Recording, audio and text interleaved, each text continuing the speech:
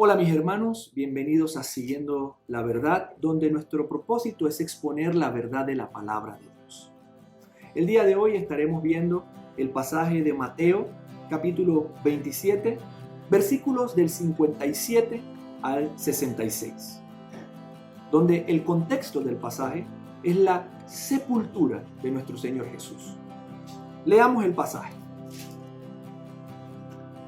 Mateo 27, 57 al 66 dice así: Cuando llegó la noche, vino un hombre rico de Arimatea llamado José, que también había sido discípulo de Jesús. Este fue a Pilato y pidió el cuerpo de Jesús. Entonces Pilato mandó que se le diese el cuerpo, y tomando José el cuerpo, lo envolvió en una sábana limpia y lo puso en su sepulcro nuevo, que había labrado en la peña. Y después de hacer rodar una gran piedra a la entrada del sepulcro, se fue. Y estaban allí María Magdalena y la otra María sentadas delante del sepulcro. Al día siguiente, que es después de la preparación, se reunieron los principales sacerdotes y los fariseos ante Pilato, diciendo: Señor, nos acordamos que aquel engañador dijo, aún viviendo: después de 3 días resucitaré. Manda pues que se asegure el sepulcro hasta el tercer día, no sea que vengan sus discípulos de noche y lo hurten y digan al pueblo: resucitó de entre los muertos, y será el postrer error peor que el primero. Y Pilato les dijo: ahí tenéis una guardia, id, aseguradlo como sabéis. Entonces ellos fueron y aseguraron el sepulcro, sellando la piedra y poniendo la guardia.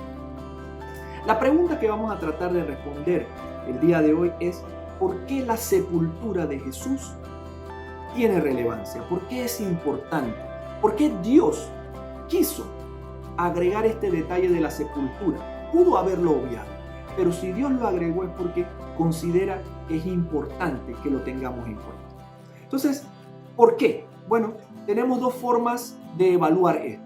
La primera es desde el aspecto histórico o desde el aspecto terrenal, ¿no? El aspecto lógico. ¿Por qué por qué la sepultura de Jesús es importante? Porque la sepultura da testimonio de la muerte.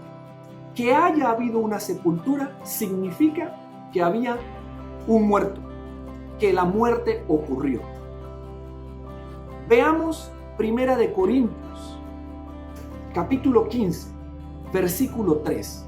Dice así: porque ante todo le transmití a ustedes lo que yo mismo recibí, que Cristo murió por nuestros pecados según las Escrituras y que fue sepultado, que resucitó al tercer día según las Escrituras y que se apareció a Cefas y luego a los 12, que fue sepultado.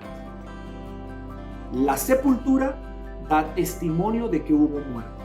Y si se dan cuenta, si hablamos de testimonio, aquí hay una serie de testigos que se mencionan. Hay diferentes testigos. Nótese que hay testigos que están a favor de Jesús, los discípulos. Hay testigos que son neutrales y hay testigos que están en contra de la predicación de Jesús. Los testigos a favor, aquí se menciona a José de Arimatea y a María Magdalena y la otra María.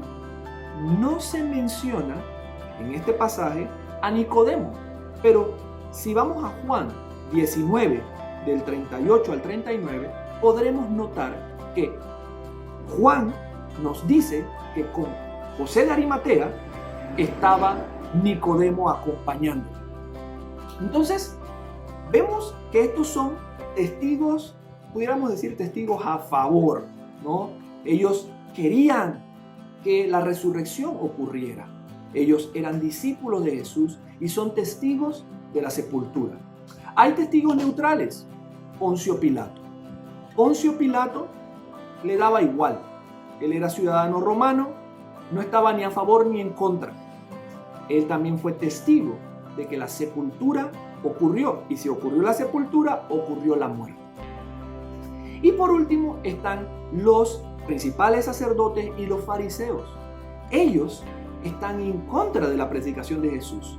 Entonces podemos ver que hay testigos de todos los contextos. ¿Y por qué mencionamos esto de los testigos? Porque históricamente, cuando se va a demostrar algo, se necesita que hayan testigos que muestren, que hablen de cómo ocurrieron las cosas y que validen de que el evento realmente ocurrió. Muchas personas han dicho a lo largo de la historia: demuéstrame científicamente que Jesús resucitó. Y la respuesta es: no se puede demostrar científicamente. De igual manera que no se puede demostrar que Cristóbal Colón llegó a América. Y tampoco se puede demostrar que, por ejemplo, Guillermo Endara o Ernesto Valladares fueron presidentes de Panamá. No se puede demostrar científicamente. ¿Por qué? Porque la prueba científica requiere que el evento pueda repetirse una y otra vez. ¿Qué cosas puedo demostrar científicamente? Puedo demostrar científicamente que el agua se evapora a 100 grados Celsius. ¿Por qué? Porque ese es un evento que yo puedo repetir y repetir y siempre va a ocurrir lo mismo. Entonces los eventos históricos no se pueden demostrar científicamente, se tienen que demostrar históricamente. Y una de las pruebas históricas es que haya testigos. Entonces con esto podemos entender que el hecho de la sepultura de Jesús es un hecho que es cierto históricamente hablando. Ocurrió la sepultura de Jesús. ¿Y por qué nuevamente es importante? Porque la sepultura da testimonio de la muerte. Si hubo sepultura, es porque hubo muerte. Entonces, la primera conclusión a la que podemos llegar es que históricamente hubo sepultura de Jesús, en consecuencia hubo muerte. Y debemos tener eso como algo completamente cierto, sin tela de duda. Ahora bien, cuando vamos a estudiar un pasaje de la Biblia, no podemos solamente verlo desde la aplicación histórica. La Escritura nos manda a internalizarlo. Esto no es para entenderlo intelectualmente. Usted tiene que venir a la Escritura y de aquí tiene que bajar a su corazón. Esa es la intención de Dios, esa es la intención de la Escritura. Usted debe poder, lo que entendió aquí, debe quedar en el corazón y trabajar en el corazón. Si queda en la mente, nos vamos a volver unos intelectualoides. Y Dios no quiere eso. Dios quiere que nosotros seamos realmente discípulos de Jesús. Entonces tenemos que verlo desde el aspecto espiritual. La aplicación espiritual de esto. ¿Qué quiere Dios que nosotros entendamos íntimamente de este pasaje? Bueno, vamos a conectar ahora la parte histórica con la parte espiritual. Lo primero que tenemos que entender es que la sepultura, que confirma la muerte, le pone fin a una etapa de nuestras vidas. Y es que con la muerte inicia el nuevo pacto, el Nuevo Testamento. Hay muchos creyentes que piensan que el Nuevo Testamento empieza desde Mateo capítulo 1, que es donde mi Biblia cambia de Antiguo a Nuevo Testamento. Pero la misma Biblia nos dice que eso no es cierto. La Biblia dice que el Nuevo Testamento empieza con la muerte de Jesús. O sea, a partir de la muerte de Jesús arranca el nuevo pacto, el Nuevo Testamento de Dios con el hombre, que es por gracia, que es por fe en Jesucristo. Leamos Hebreos capítulo 9, versículo 15. Dice así, Hebreos 9:15. Así que, por eso es mediador de un nuevo pacto, para que interviniendo muerte para la remisión de las transgresiones que había bajo el primer pacto, los llamados reciban la promesa de la herencia eterna. Sigo leyendo. Porque donde hay testamento, es necesario que intervenga muerte del testador. ¿Quién es el testador? Jesús. Porque el testamento con la muerte se confirma. pues no es válido entre tanto que el testador vive. Creo que este pasaje es más que claro. Nos indica que el Nuevo Testamento que Dios había prometido al hombre, el nuevo pacto que Dios le había prometido al hombre, no era válido mientras Jesús estaba muerto. Empezó a cobrar validez inmediatamente Jesús murió. En ese momento se validó el Nuevo Testamento, el nuevo pacto. La sepultura testifica que se ha puesto fin a una etapa. Cuando nosotros aceptamos a Jesús como Señor y Salvador, nosotros los hijos de Dios, nosotros los creyentes, aceptamos a Jesús como nuestro Señor y Salvador, espiritualmente en nosotros ocurre lo siguiente. Ocurre una muerte a la vieja vida, una muerte a los pecados. Y se nos sepulta esa vieja vida. ¿Para qué? Para que resucitemos a una vida nueva. Eso es lo que la Escritura menciona.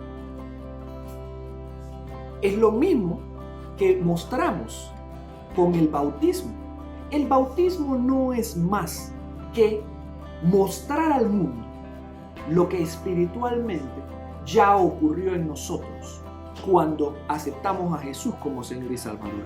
Si se dan cuenta, en el bautismo lo que ocurrió, lo que mostramos es que somos muertos, somos sepultados y resucitamos a una nueva vida.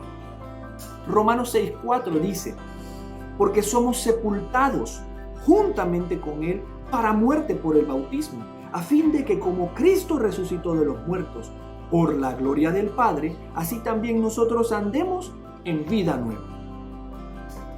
Hay algunos creyentes que viven, han aceptado a Cristo como Señor y Salvador, son salvos, pero viven autocondenándose, autoflagelándose. La Biblia no dice eso. La Biblia dice que moriste a la vieja vida. Es necesario que tú como creyente entiendas que fuiste sepultado, fuiste perdonado. Tu vieja vida fue perdonada por Dios a través de la muerte de Jesús, a través de tu fe, y ahora has resucitado a una vida nueva. Y es necesario que abraces eso. Como conclusión, ¿qué quiere Dios que yo entienda con la sepultura? Dios quiere que entienda que gracias a la muerte que fue confirmada con la sepultura de Jesús, yo que he creído en Cristo como Señor y Salvador, he tenido la capacidad de que Dios me haga muerto, me haga morir a mi vieja vida y haya sepultado con esa vieja vida mis pecados pasados, los presentes y los futuros, y que yo pueda resucitar a una vida nueva. Vamos a concluir con un pasaje que conocemos muy bien, Gálatas 2:20. Dice así: con Cristo estoy juntamente crucificado, y ya no vivo yo, mas ahora vive Cristo en mí. Y lo que ahora vivo en la carne, lo vivo en la fe del Hijo de Dios, el cual me amó y se entregó a sí mismo por mí. Hermanos, los animo a vivir esa nueva vida para Cristo. Espero que esto sea de edificación y espero que de ahora en adelante podamos abrazar esa nueva vida que Dios nos ha dado y que podamos entender que Dios perdonó nuestra vieja vida. Dios les bendiga, nos vemos en la próxima. Hasta luego.